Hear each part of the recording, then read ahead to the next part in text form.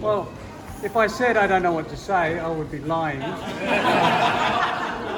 But sometime early this morning, while Donna was sleeping, and she was really sleeping, it was dark and cold. I thought, well, I remembered when I was about somewhere between 15 and 18 probably, and when I was a drinker actually. And whenever I used to drink, I remember going out at night and asking a question. The question was, why am I here? Or a more philosophical question, why is there anything rather than nothing? And over the years, I've learned more and more, I'm looking in the wrong direction, because the actual answer is Jesus. And I think that's why we're here, because in the wisdom of God, which never has a beginning, there was a plan that there would be a revelation of God as a Father through the Holy Spirit and through the person of Jesus. And whereas I used to hide all the time, for a long, long time, even up to the time I met Donna almost, I wanted to hide in laboratories and be a research scientist, or then later I wanted to hide in a seminary and be a professor, and God will never let me hide. No, because he actually said he had something better, and I think you people and a lot of other people, you're the evidence that there's something better.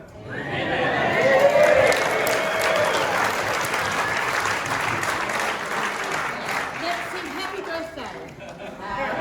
Birthday to you. Happy birthday to you. Happy birthday, dear John. Happy birthday to you.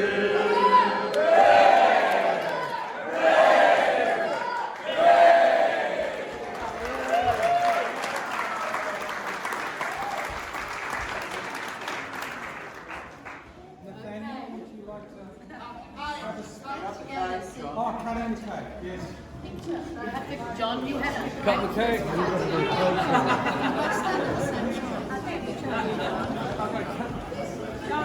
Don't forget the screen to cut all the way down.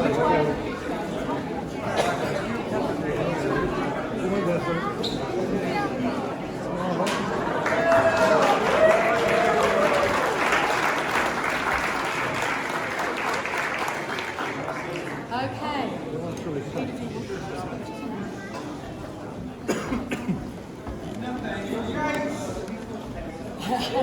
Hi everyone. If you don't know me, I'm the youngest in the family, Nataneal. So unfortunately, I let my father down. I took the science route.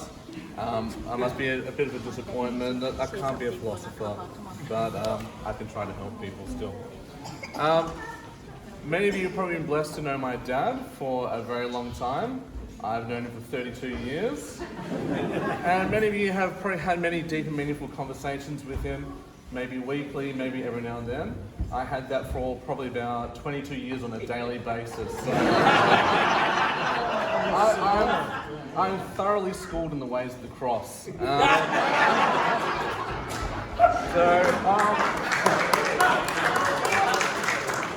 So there's many things I've learned from my dad. One is to take life very, very seriously in the way that you treat people, the way you interact with people, and basically to love each other very, very well. And on the opposite extreme, not to take things seriously at all. One little story I like to tell about my dad is that when I was a teenager, I used to do, bits and pieces of jobs. Occasionally I would have some money and I'd say, hey Dad, can I take you out for dinner with Mum? And then that would be the start of about a 2 or 3 hour dilemma of what we're allowed to eat that evening. Because if any of you know, my dad for probably about, how many years is it now, has been eating the same meal on the same day every week. Since I was 18. So, and that tells a really wonderful things about my dad as well, because that's when my mum got breast cancer, and so for the first time in his life, he actually had to learn cooking, I think. And so he learned 7 dishes, and he cooked those same dishes every week. And nearly 20 years later, she's still cooking them. So.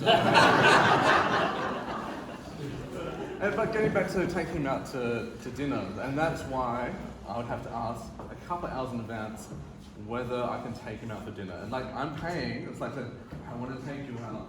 You've been really nice to me. Let me give something back. And it would always end out that we'd find somewhere. It'd probably end up being Sizzlers because you can have all you can eat, so he can choose what food that he wants to have, or steak.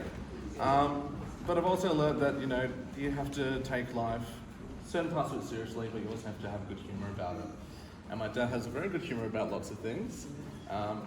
One thing you might not know is that he's got a penchant for cute animals, and especially talking animals. So one of his favourite movies is actually Babe. So I know you might have my dad on a pedestal, but one of his favourite movies is Babe. And he just loves the talking sheep and the pigs and the dogs and everything like that. So there's a real soft side to my dad, which I've had the pleasure of having. And there's also the very serious side that I've also had the benefit of experiencing that as well. One thing I can say about my father is that if there's a big issue, he deals with it really well. If it's a small issue, then it can take 3 hours.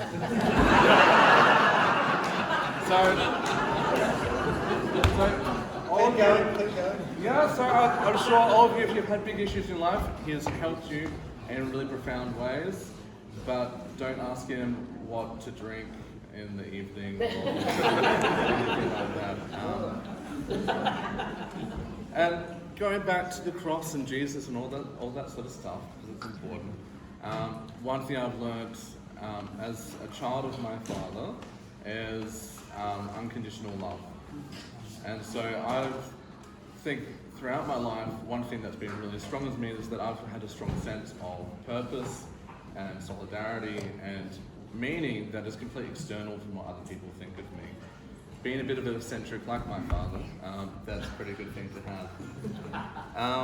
And so throughout my entire life, I feel like I've got unconditional love for my dad, and he's really good at giving that to other people without expecting nothing in return. So just finishing off with that, let's give 3 cheers for John. Hip hooray!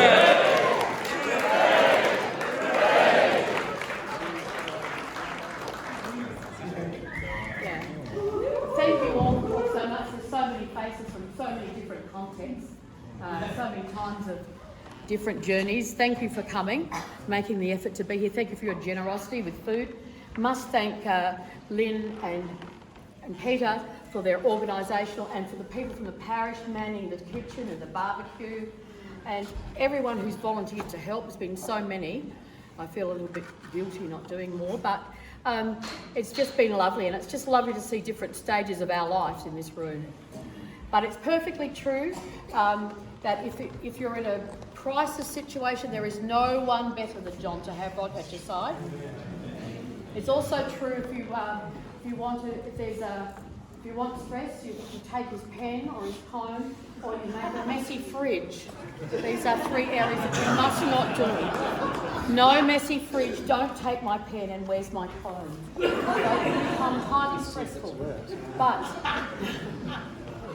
But other than that, he's the best partner that you can have in getting through life's difficulties.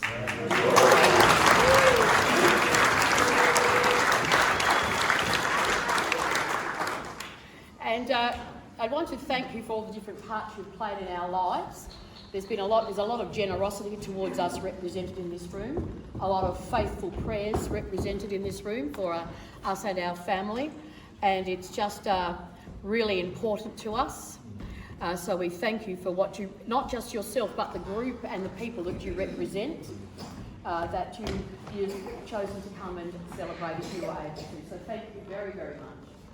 And I don't want to say much more. There are other things that could be said, but I'm thankful to God for a husband. God said to me when I was walking along, well, it was outside a church. A girlfriend and I had gone to the cool church to go to at the time, which was where he went. And he was standing by the fence and he just said hello. And I felt a voice inside say, "You're going to marry John." I stopped in my tracks, and my friend said, "What's the matter?" And I went, "Oh, nothing." But yeah, so it was. So I just went home and prayed, and I thought, "Oh, well, it's up to you, God. I don't know what to do with that one." Whatever one might try would backfire badly. But anyway, so thank you, I'm thankful.